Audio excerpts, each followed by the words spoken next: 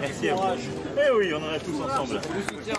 C'est depuis la Corse, où il est en déplacement, qu'Emmanuel Macron a réagi à la déclaration énigmatique et inquiétante du président du Conseil scientifique.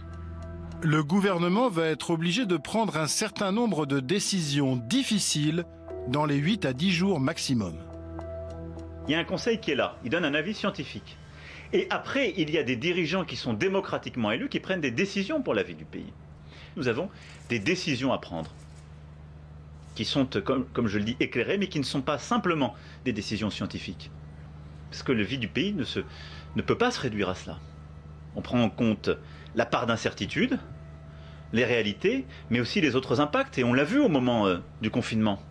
Quand on prend des décisions pour lutter contre le virus, lorsqu'on a confiné, on a, on le sait bien, des conséquences très négatives pour la santé aussi et d'autres pathologies, pour l'éducation, pour la vie sociale. Donc on doit peser à chaque fois tout cela, avec toujours l'incertitude qui demeure.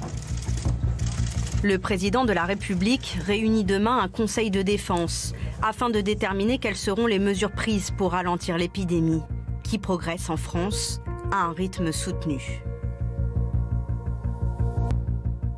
À quelles annonces doit-on s'attendre demain?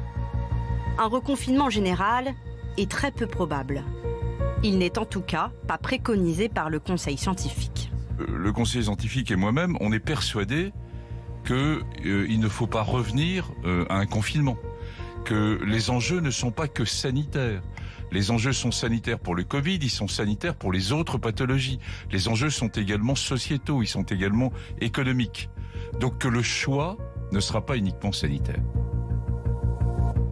Les mesures annoncées demain devraient concerner en priorité les grandes villes, qui sont davantage touchées par l'épidémie.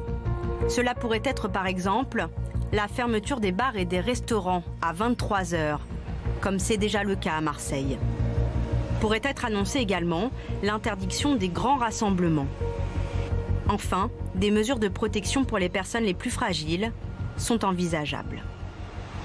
Parallèlement, le gouvernement veut pouvoir dépister plus vite.